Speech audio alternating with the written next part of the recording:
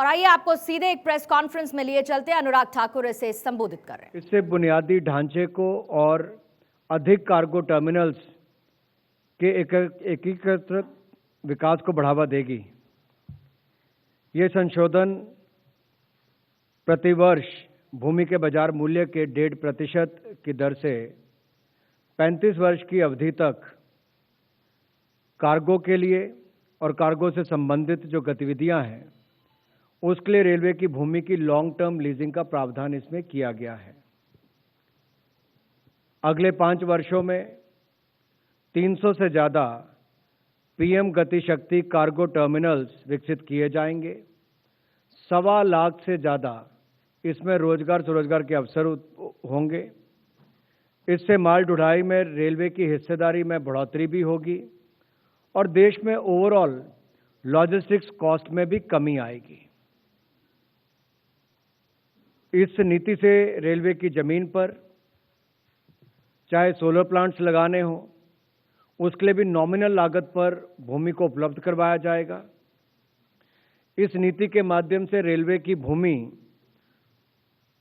का उपयोग और सरल हो सकता है और सार्वजनिक जो सेवा उपयोगिताएं हैं जैसे कि बिजली, गैस, पानी या सीवरेज की बात करें या राइट ऑफ वे की भी बात करते हैं, जब ऑप्टिकल फाइबर भी डालनी होती है तो उसके लिए भी दिक्कत आती थी। जल शक्ति मिशन का काम चल रहा है तो पाइप डालनी है तो उसके लिए अनुमति लेने में समय लगता था। इससे जो आम आदमी के जीवन में बदलाव आएगा, यानी कि उसकी जो सुविधाएं मिलती हैं, चाहे वो जैसे मैंने पहले कहा बिजली, गैस, पानी और सीवरेज निपटारण से लेकर राइट ऑफ वे चाहे ऑप्टिकल फाइबर का हो, उस सब के लिए इससे बल मिलेगा। और प्रतिवर्ष बाजार मूल्य का जो 1.5% ही इसमें मात्र देना होगा। इसके अलावा इसको पीपीपी मोड पर अच्छे स्कूल के भवन बनाने हो तो उसको भी देने का प्रावधान इसमें से किया गया है। स्वास्थ्य की सुविधाएं करनी हो तो उसके लिए भी प्रावधान होंगे और इसके लिए मात्र ₹1 प्रति स्क्वायर मीटर के हिसाब से नॉमिनल वार्षिक फी ली जाएगी। आपको ज्ञात होगा इससे पहले मात्र 5 वर्ष के लिए ही भूमि देने की जो अवधि होती थी मात्र 5 वर्ष की ही होती थी। अब इसको बढ़ाकर जब 35 वर्ष किया गया है तो उससे ज़्यादा कार्गो टर्मिनल्स बन पाएंगे, ज़्यादा निवेशक आ पाएंगे, रुचि उनकी बढ़ेगी और जो जनता से जुड़ी हुई सुविधाएं हैं उनको भी मिलने में देरी ना लगे, क्योंकि रेलवे की लाइन पूरे देश भर में बहुत जगह है, उसका लाभ भी हो सके, वो भी हमने इसमें किया है। कुल मिलाकर 300 गति शक्ति कार्गो टर्मिनल्स विकसित होंगे और 1.25 लाख से ज़्यादा रोजगार इसमें होंगे। दूसरा निर्णय जो माननीय प्रधानमंत्री मोदी जी के नेतृत्व में लिया गया वो आदरणीय धर्मेंद्र प्रधान जी के विभाग शिक्षा मंत्रालय से है। आपको ज्ञात है जैसे कि शिक्षा के ऊपर पहले दिन से ही प्रधानमंत्री मोदी जी का बल रहा है, इनकी सरकार का बल रहा। अटल जी के समय सर्व शिक्षा अभियान से देश भर के स्कूलों का कायाकल्प हुआ, शिक्षा में विस्तार जो सुविधाओं का था वो भी हुआ और समग्र शिक्षा अभियान माननीय प्रधानमंत्री मोदी जी के नेतृत्व में इसकी शुरुआत भी हुई और न केवल शुरुआत हुई बल्कि 2,94,283 करोड़ रुपए का बजट का प्रावधान भी उसके लिए किया गया। देश भर के लाखों स्कूल के करोड़ों बच्चों के लिए केंद्र सरकार की ओर से लगभग 2,94,000 करोड़ रुपए का प्रावधान समग्र शिक्षा के माध्यम से भी किया गया। अब उसी में ही शुरुआत करते हुए पीएम श्री योजना जो माननीय प्रधानमंत्री जी की PM schools for rising India, उसके लिए भी आज मंत्रिमंडल ने अनुमति प्रदान की है। इसके लिए मैं निवेदन करता हूं माननीय धर्मेंद्र प्रधान जी से कि उस पर आप सबको अवगत करवाएं। धन्यवाद अनुराग जी। मित्रों, आज 7 सितंबर में कैबिनेट एक महत्वपूर्ण विषय को मंजूरी दी है, जिसके बारे में एक प्रारंभिक जानकारी शिक्षक दिवस के अवसर पे स्वयं माननीय प्रधानमंत्री जी ने देशवासियों को दिया था। पिछले 2 साल से देश में राष्ट्रीय शिक्षा नीति लागू की गई है। राष्ट्रीय शिक्षा नीति में जो मोटा मोटा कुछ प्रमुख बिंदु पिछले 2 सालों में लोगों की मन पे उतर रही है।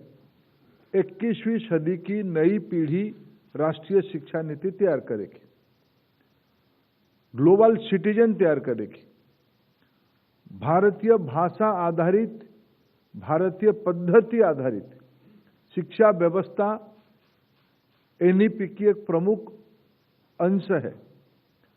इसको क्रियान्वयन करने के लिए, उसको इम्प्लीमेंटेशन करने के लिए पाठ्यक्रम से लेकर स्कूल की ढांचा, जिसके बारे में अभी आदरणीय अनुराग जी ने भी उल्लेख किया, सरकार समग्र शिक्षा अभियान, पीएम पोषण अभियान, ऐसे महत्वाकांक्षी योजनाओं के साथ साथ शिक्षा एक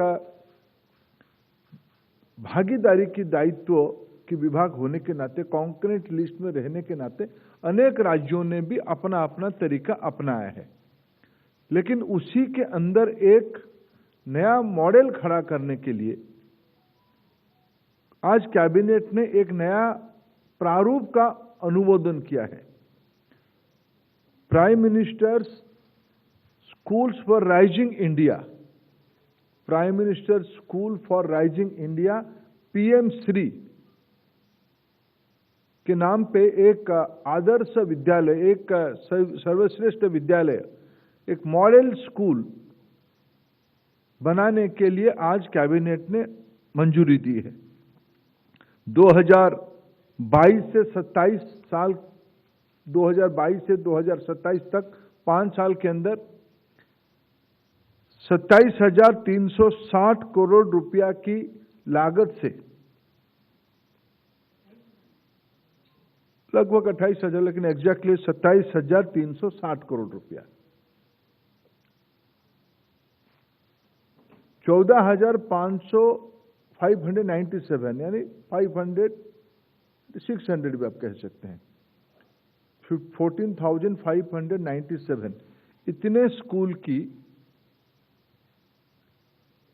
गुणवत्ता बढ़ाने के लिए, नया नेतृत्व खड़ा करने के लिए, एक का ब्लॉक में 2 स्कूल बन जाए। एनईपी ने पहली बार देश में बाल वाटिका की कल्पना, यानी सरकारी स्कूलों में प्ले स्कूल की कल्पना लाया है।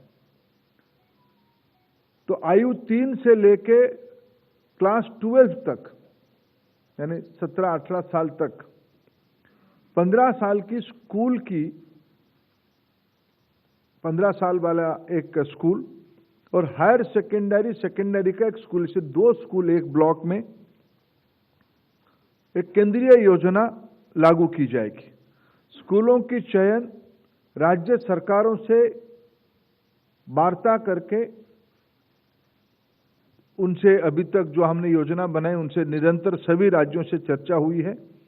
चैलेंज मेथड से, प्रतिस्पर्धा के आधार पे कुछ मानक, 60 से ज्यादा मानक रखा गया है। स्कूल की पक्की बिल्डिंग होनी चाहिए, स्कूल में बिजली होनी चाहिए, स्कूल में टॉयलेट बॉयज गर्ल्स के लिए अलग होनी चाहिए, पीने की पानी की सुविधा होनी चाहिए, प्लेग्राउंड होनी चाहिए, बाउंड्री होनी चाहिए। 60 पॉइंटर्स हमने लिखा है। दिव्यांग बच्चों के लिए व्यवस्था होनी चाहिए। ऐसे स्कूल्स साल में 2 बार एप्लीकेशन दे पाएंगे, पोर्टल खोले जाएगा उनके लिए। एक ऑब्जेक्टिव तरीके से असेसमेंट करके सर्वाधिक 2 स्कूल एक ब्लॉक में रखा जाएगा। ग्रामीण इलाका में रहेगा, शहरों में भी रहेगा। उसकी मूल उद्देश्य गुणात्मक वृद्धि, स्कूलों के अंदर फाउंडेशनल लिटरेसी एंड न्यूमरेसी से लेके वोकेशनल एजुकेशन से लेके 12वीं पास करते करते बालक या बालिका दुनिया की अंदर कॉम्पिटिटिव तरीके से जाने के लिए वो तैयार हो जाए, ये स्कूल की उद्देश्य रहेगा। ये स्कूल विश्व की आवश्यकता को ध्यान में रखते हुए ग्रीन स्कूल की कल्पना से बनाई जाएगी। उसके कुछ फीचर्स भी रखा गया है। ये स्कूल टेक्नोलॉजी ड्रिवन होगा। ICT, digital lab, digital library, learning tools भी डिजिटली रहेगा। सरकार ने वर्चुअल लैब की कल्पना की गई है, उसकी 3D लैब इस स्कूल्स में आ जाएगा। ये सारे कल्पना किया गया है। वोकेशनल एजुकेशन इस स्कूल में पढ़ाया जाएगा। एंटरप्रेन्योरशिप इस स्कूल की पढ़ाई का अंश रहेगा। 10 डेज बैगलेस स्कूल की एक्सपेरिमेंट यहीं शुरू होगी।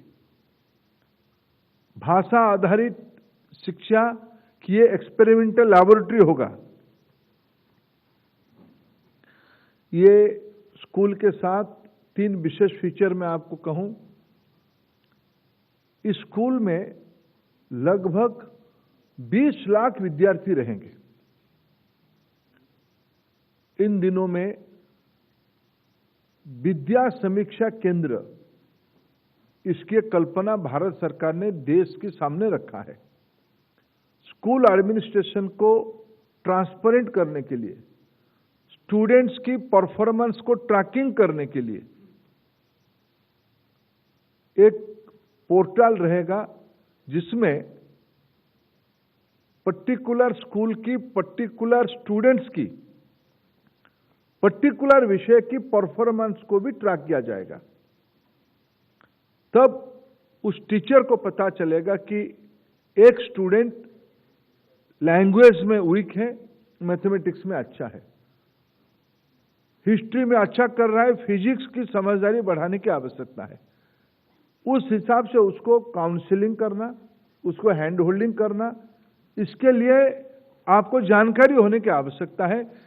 पायलट ये देश भर में ही लागू किया जाएगा, लेकिन इसको पायलट मोड पे ये पीएम श्री स्कूल में इसी साल से उसको लागू कर दिया जाएगा।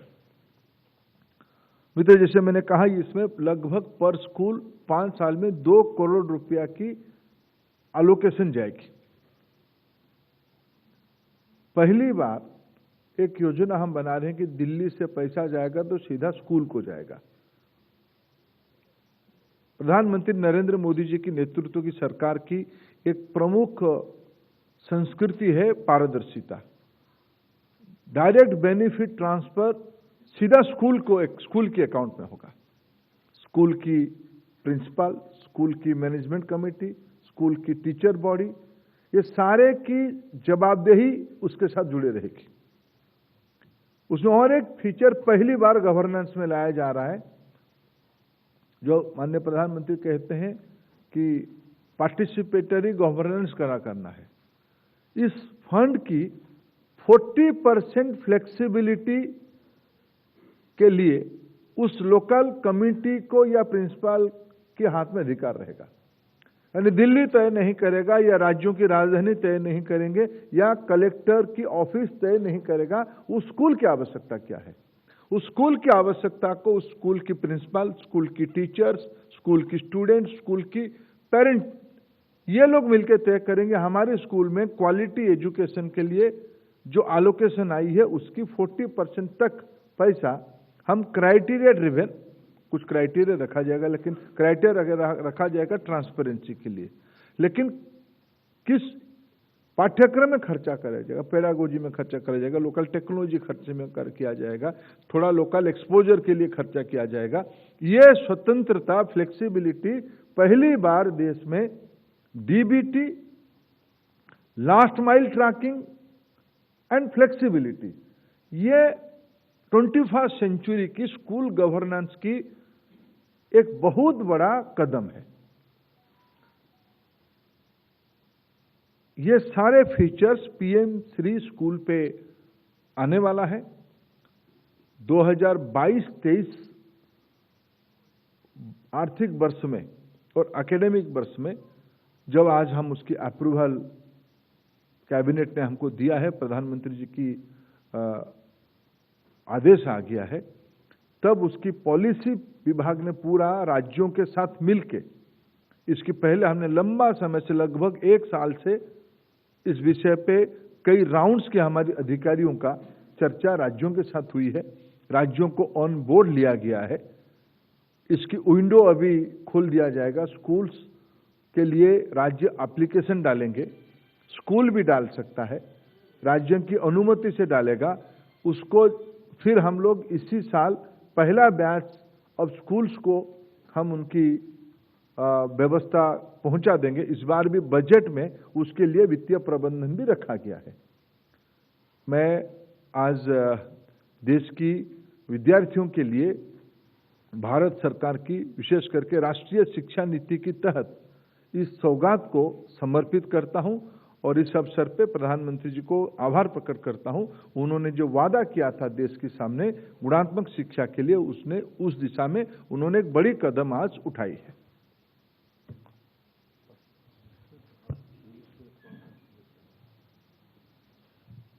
Before we start taking questions, sir will brief On in the English. new land policy for PM Gati Shakti framework, for implementing the PM Gati Shakti framework, government has approved railways revised policy on leasing of. For implementation of PM Gati Shakti framework, the Government of India has approved Railways revised policy on leasing of railway land for cargo-related activities and public utilities. This new policy will enable integrated development of infrastructure and more cargo terminals. This will increase railway share in the freight transportation and reduce overall logistics costs in the country. It provides for a long-term leasing of the railway land for cargo-related activities for a period of up to 35 years at the rate of 1.5% of the market value of land per annum. The existing entities using railway land for cargo terminals will have the option to switch to the new policy regime after transparent and competitive bidding process. This will benefit to create 300 PM Gati Shakti cargo terminals that could be developed over the next 5 years, and it will also create 1.2 lakh jobs in the next 5 years. The policy also simplifies the railway land usage and right of way for integrated development of public service utilities like electricity, gas, water supply, sewerage disposal, urban transport, etc., by providing railway land at the rate of 1.5% of the market value of land per annum. For optical fiber cable and other small diameter underground utilities, a one-time fee of 1,000 rupees will be charged for crossing railway track. आपने देखा होगा बहुत दिक्कत आती थी railway track को cross करने के, पानी की पाइप हो, छोटे डायमीटर की पाइप हो, या ऑप्टिकल फाइबर हो, ये अनुमति नहीं मिलती थी वर्षों तक। तो कैबिनेट की बैठक हुई है और उसमें 2 बड़े फैसले जिसका जिक्र करते हुए अनुराग ठाकुर, धर्मेंद्र प्रधान, एक प्रधानमंत्री श्री योजना यानी 14,500 स्कूलों का कायाकल्प उसके तहत होगा और दूसरी तरफ रेलवे की लैंड पॉलिसी जिसे मंजूरी दे दी गई है। इन 2 बड़े फैसलों की जानकारी दी जा रही थी कैबिनेट की बैठक के बाद।